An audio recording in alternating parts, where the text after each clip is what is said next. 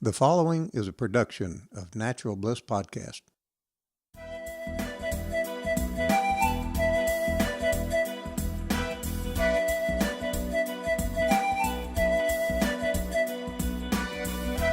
Hello, and welcome to Natural Bliss Podcast. And today, our guest is Dennis Lagard. Dennis is a registered nurse and works at his family-owned health food store called Whole Health Market in Ponchatoula, Louisiana. Dennis is knowledgeable in the medical side and the holistic side of health and is going to share some of his knowledge with us today. Dennis, thank you for being with us today. Hey, Randy, good to be with you, man. Listen, we're going to be talking about men with low testosterone today, and I wanted to ask you, what's one of the major factors in the cause of low testosterone? There's two causes. We can look at just the natural decline with men as they age above age 30, but then there's been studies proving that there's been generational decreases that are not age-related, but more environmental-related, and that's where you don't really get a lot of information from the medical community, but you got to kind of do your own research and digging to find out why, and we have theories on why we believe that happens, and what we're going to talk about today is what you can do to reverse that, or to minimize your exposure to the environmental causes and get levels back up to where they need to be to live a happy, productive lifestyle.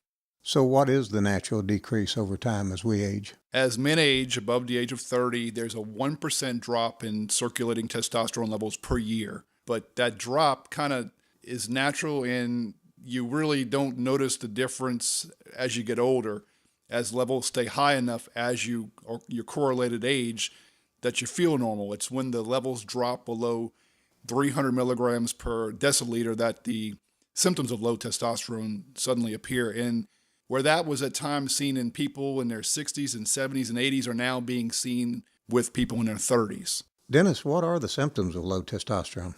The main first thing most men would notice is a dramatic, not really per se dramatic, but a decrease in libido that's noticeable. Now that ranges normally during times when you're under stress or different things going on in your life, but this is a continual decrease that you actually notice, and it just doesn't come back to where you believe it should be. That's what most men notice at first. Correlating symptoms of low testosterone would be an increase in abdominal girth, weight around the waist, lower belly, decrease in muscle mass, low motivation, muscle wasting, if I didn't say that earlier, and just a depressed mood, which really drives a lot of folks into the doctor's office to talk about the depressed mood and that what they're handed is an antidepressant. When in actuality, if the doctor would do a testosterone level, you might find that actually is what's driving the depression and not the actual just because you're sad.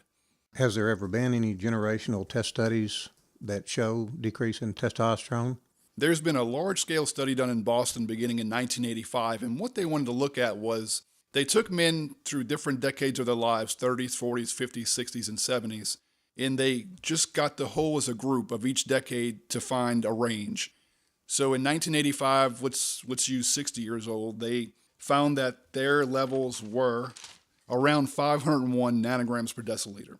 So 10 years later, they took another generation of 60-year-olds, not the same ones, but now guys in 2004 who were in the 60 age range, found a drop to 435. In 2004, they did the same thing and found that the levels now, the median was 391.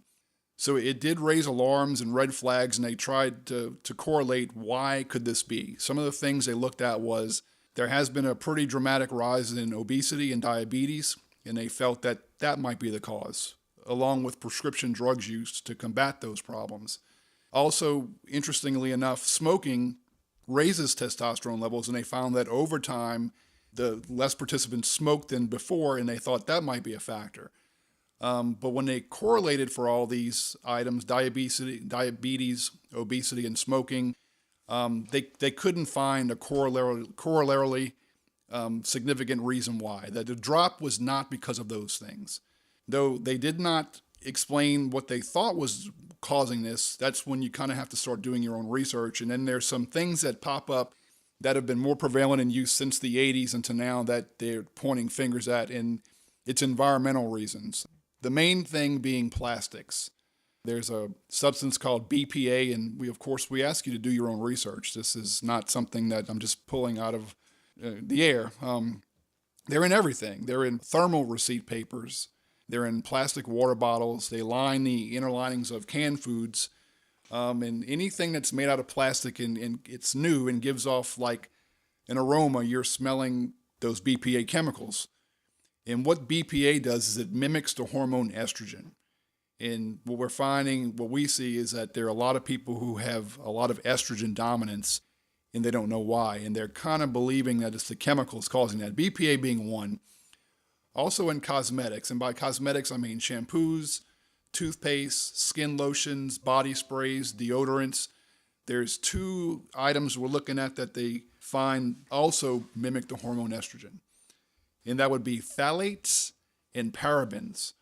And if you look on the back of most labels, shampoos, conditioners, you're going to see those 2 words, methylparaben, paraparaben, and phthalates. And they find that these items do cross the skin barrier and get into the body and mimic the hormone estrogen. And estrogen competes directly for testosterone. Inversely correlated, a fellow with high testosterone levels feeling well will have lower levels of estrogen, and vice versa. When you have low testosterone, you tend to find higher levels of estrogen. Dennis, what are the symptoms of low testosterone? Interestingly, the first symptom that most men complain of is low sex drive, but correlated with that, it can be erectile dysfunction, osteoporosis, depressed mood, muscle loss, sleep disturbance, lethargy, indecision, and poor motivation. What happens a lot of times is a guy will go to the doctor and complain of these symptoms, mainly the depressed mood and lack of motivation, and be handed a prescription for an antidepressant, when actually there should be a testosterone level drawn to see just kind of where that's at. And that's a great place to begin, to realize that it's not in your head, it's in your hormones. So Dennis, what are the ways that we can increase our testosterone? Most men right now, in fact, the prescription rate has quadrupled over the last 10 years of men seeking help by going to get testosterone injections. And if I'm not advocating against that, I just like doing things naturally. And there are ways that you can naturally raise your testosterone production on your own without any of the side effects of taking the injections, which over time, as you age, the longer time you're on injections, you do have the possibility that your own natural testosterone production will be ended. Especially if you're correlating that to trying to start a family. So with natural ways to increase, not only do you get the benefit of a healthier hormone level, but the things to go about doing it create health in the whole body from head to toe. So it's a win-win. Well, Dennis, what about diet and nutrition? How can we help it with that? Randy, I wanted to mention before I get into that, there's so many different ways. You can go on the internet and read all about low testosterone and the causes and how to raise it. And it's a rabbit hole that you find one site advocating one thing and another site correlating what they say, then another site saying complete opposite. And what I have found is keeping it really, really simple. And working in a health food store for a number of years, and we just give advice. You take it or leave it.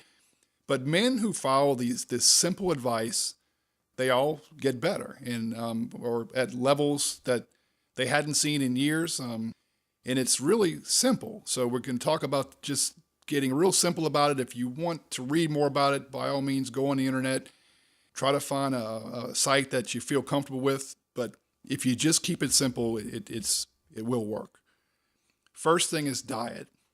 If you have any illness whatsoever, or any chronic condition, or any problem you're battling, it's going to all boil down to diet. And there's so many different dietary recommendations. But remember, healthy men have high T levels, and people with high T levels are healthy the natural way. So these recommendations will correlate to any problem that you have. And, it's just my opinion, but we'll go for it. It's a high fat, high protein diet, but notwithstanding that you avoid all vegetables. But testosterone is made from cholesterol. You have to have adequate amounts of cholesterol to make testosterone. So going on a low-fat, high-grain diet has actually been shown to decrease testosterone levels. So what we recommend is a typical meal would be grass-fed meat, free-range poultry, eggs, along with vegetables, and just minimizing the grains. The key of all is avoiding processed foods. Just by avoiding processed foods, processed oils, and sugars is going to automatically, whatever situation you're dealing with, allow the body to be healthier. And with testosterone, there's no difference. So eating a 45% of your diet, 50% of your diet from fat, which would include beef and poultry and fish, that's where you begin. Well, Dennis, I know our environment has gotten pretty bad, but what are we supposed to do to be able to avoid these chemicals nowadays that are causing some of these problems? Before, in recent past, you'd have to go to a health food store and kind of see what kind of items they had. That if you asked the clerk there, you wanted some, cosmetic items, body items, lotions, etc., that didn't have chemicals in it, you'd have a very small window of opportunity. Now, if you just go to Walmart, there's a whole section dedicated to body care products that are free of phthalates, parabens, and BPA. You just have to be proactive and look for the label. And generally, I find that a label, when a product is going out of their way to remove those toxins, they will have it actually in bold letters on the front of the product. Phthalate-free, paraben-free, sulfate-free, BPA-free. So the first thing to do is for deodorants, skin lotions, body lotions, and hair products, just make sure that it's phthalate-free and paraben-free. And absolutely no antiperspirant with aluminum. That's another whole talk, but the pores underneath the armpits are directly suck in whatever's there and put it into the body. So natural deodorant is very important to begin with. When it comes to foods, anything packaged in plastic I'd stay away from. Crinkly water bottles, the BPA that's in the water bottle's in the truck.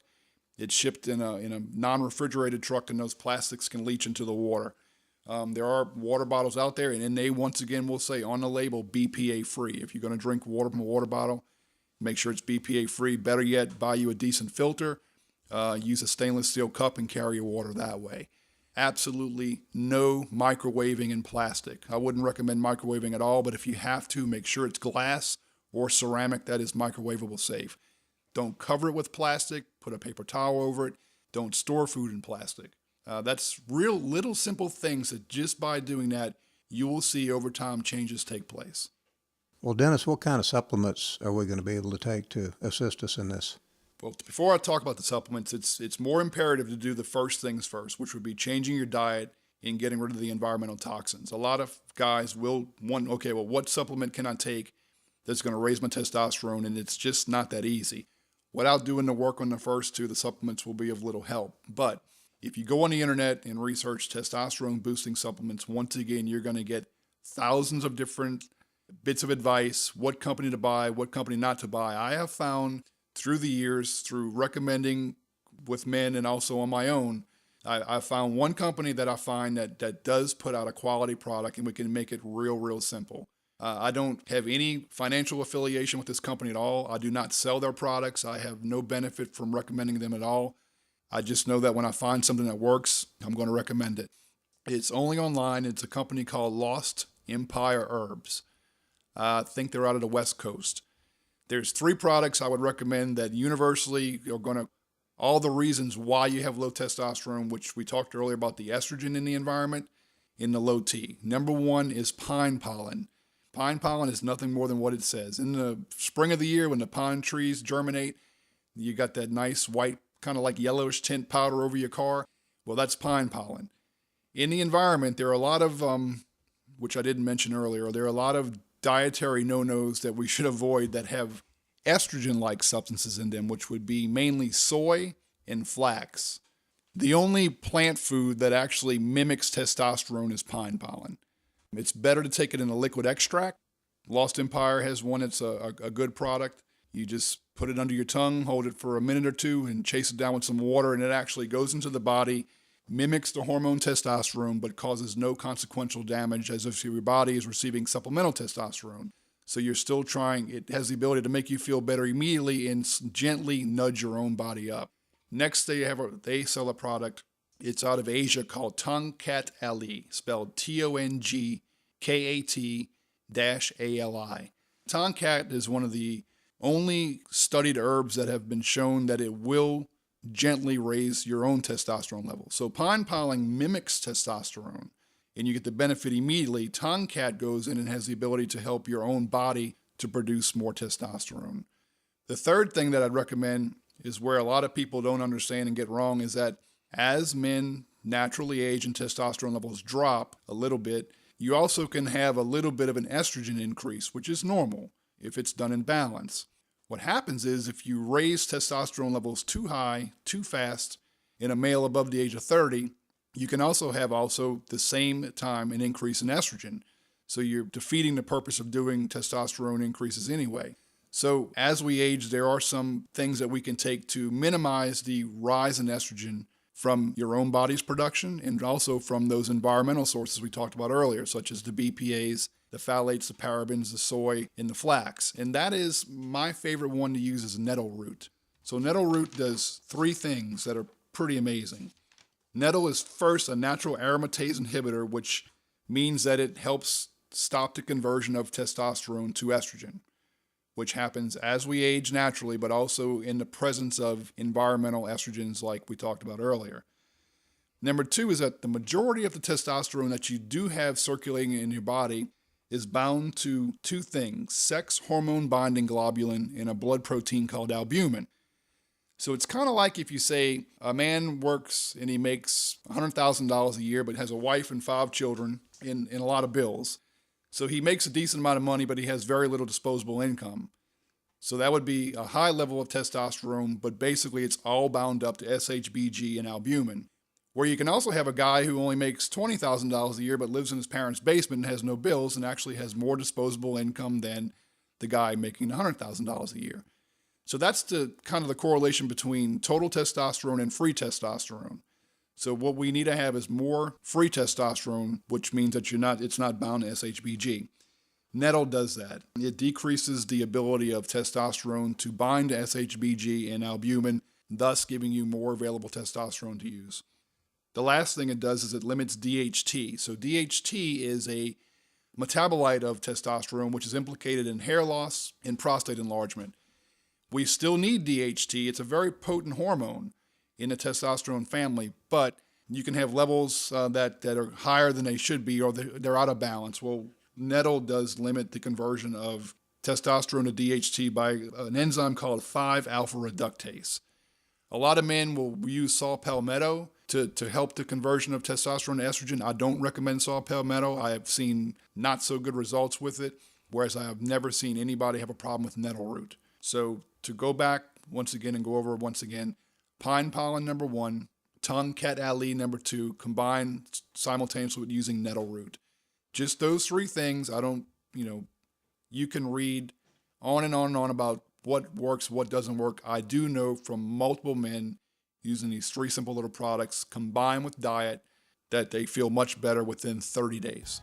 Dennis, we're going to take a short break and we'll be right back.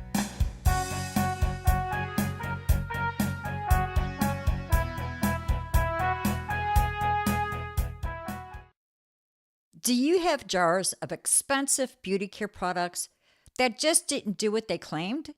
Many women are just like you, spending big bucks on products that do not give results.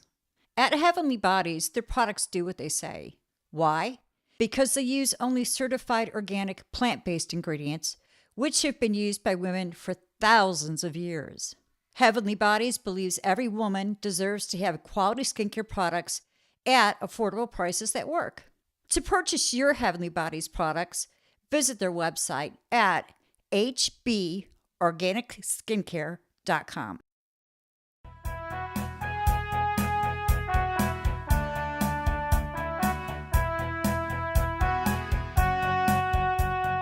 And we're back with Dennis Lagard.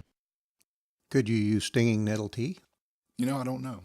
The gram dosage on the nettle is on the website, but it wouldn't hurt. I mean, you could use nettle tea, and using any nettle is better than using no nettle at all, but I've just had more experience with the powder. I know the powder does work.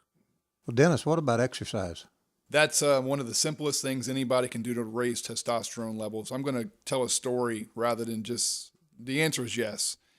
Anytime you move your own weight, minimally, your body is forced to make more testosterone. So anything where you have resistance training, that doesn't mean you have to go to a gym. It doesn't mean you have to go buy a weight bench and free weights and start lifting at home.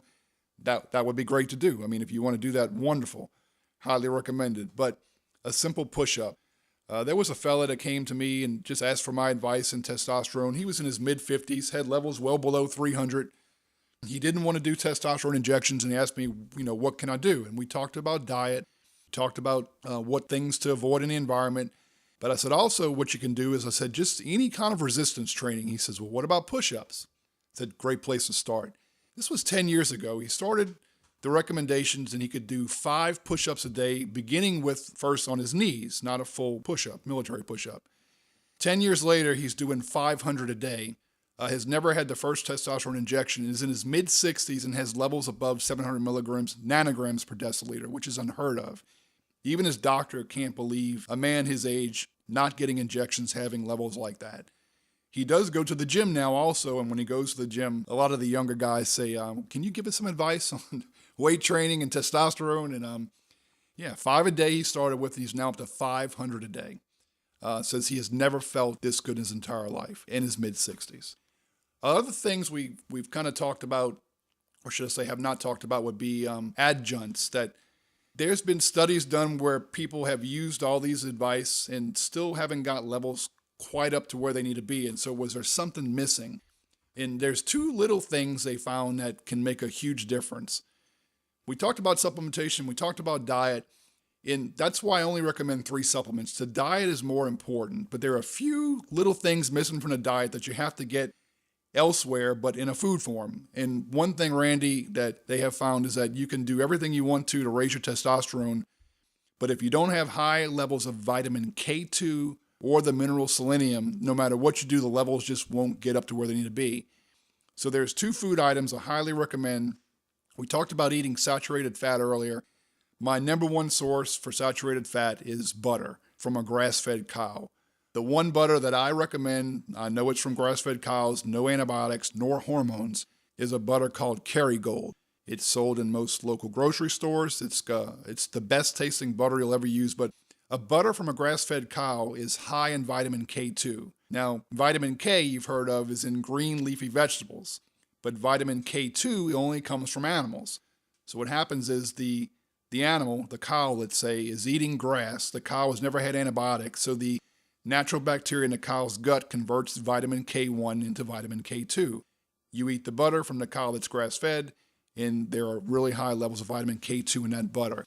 So testosterone production can be directly correlated to having adequate amounts of K2.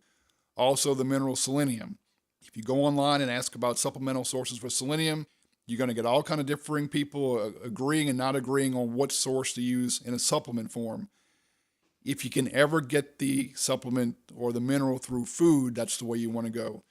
So what I recommend is 4 to 5 Brazil nuts a day. Brazil nuts are extremely high in natural selenium. You can't go wrong. Directly correlated to elevated testosterone levels and hormonal health. So vitamin K2 from the butter, selenium from Brazil nuts, and last you're going to see zinc. Zinc also, there's many different forms of zinc out there in the market. A handful of pumpkin seeds a day will give you all the zinc you need for healthy testosterone levels and a healthy prostate. Well, Dennis, what about injections? What's your opinion on them? Do you feel that they're safe? Do you feel that they're effective? That I would never tell you not to go get an injection, Randy. But what in my readings, what I come to understand is this, that number 1, if you can raise your levels naturally, do it naturally. Because remember, men experience a 1% drop naturally in testosterone production per year. And we've already correlated that if you have extremely high artificial levels of testosterone on board, the body will start to convert testosterone into estrogen. So what happens is you get a guy, he gets the injection and goes from below 300 to say 700, 800 overnight. Well, the body says, wait a minute, this is not to be, this doesn't happen in nature, what's wrong? So it starts converting the testosterone immediately to estrogen. So most doctors or urologists won't give advice on the fact that will happen and what to do to counteract it. So even taking something simple like nettle root would at least help to stop that to a degree. My fear is this, that if you get dependent on testosterone injections, the body works in a negative feedback system. So the testicles make testosterone and there's levels throughout the body, and the pituitary gland in the brain reads that. So then the pituitary gland senses a little bit lowering testosterones, sends out what we call LH or luteinizing hormone to the testicles to increase production.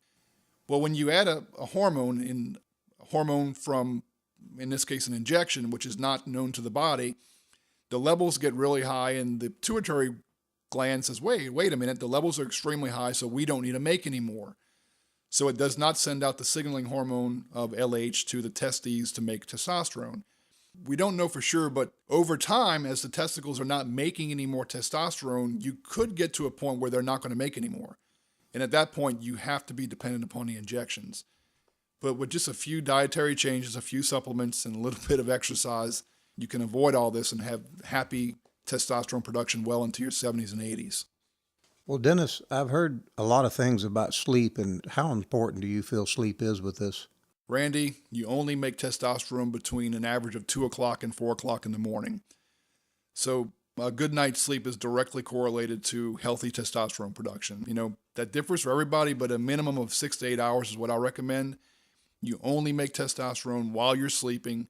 In fact, you can say, well, do I need to go get a level tested? I don't have the money to afford the lab test.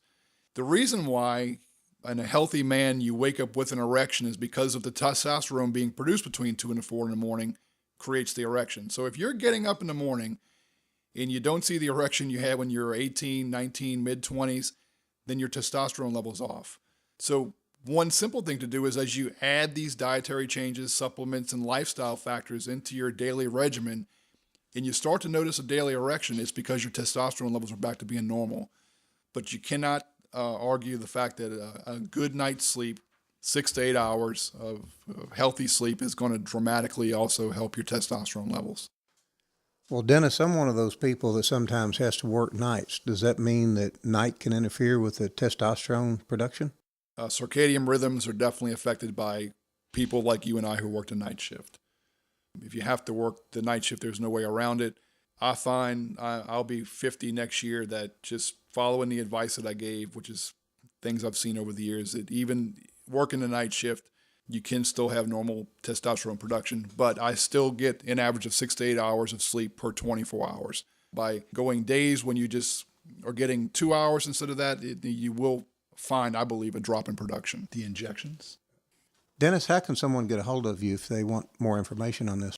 Oh, Randy, if they want to sit and chat and talk about testosterone, I'd be happy to do so. Our number at Whole Health Market is 985-370-0751. I don't do a lot of podcasts. I usually just kind of talk back and forth with a person asking me a question and in not so much a formal setting. A few other things I missed is along with nutritional supplementation, and we talked about getting it through foods, there has been, I forgot to mention one thing, vitamin D is extremely important in testosterone production also. D, although called a vitamin, is actually a hormone. Once again, 20 minutes in the sunshine on an average day between March and September, you can make all the vitamin D you want. I know there's people out there that say, you got to use sunscreens and the sun's harmful. Look, 20 minutes a day, full exposure in shorts and a muscle shirt, give you all the D you want. In the wintertime, I do supplement with D between 1,000 units, 3,000 units a day. It's one of the vitamins that you can go get a hormone level done or a level done so that you don't go overboard. But D also is very important. Sunshine's important. Little things like that we discuss, and little simple hacks you can do that can dramatically change your health one way or the other. Yeah, Whole Health Market, 985-370-0751. It's just advice. Take it or leave it. Do your own research. I'm not a doctor. Just little simple things you can do to be healthier. That's what we preach and teach over there. Well, Dennis, I'm far from a doctor, but I'm going to take your advice. And we do appreciate you being here today. Thank you very much. Hey, Randy, thanks for having me. This has been a production of Natural Bliss Podcast for a better quality of life.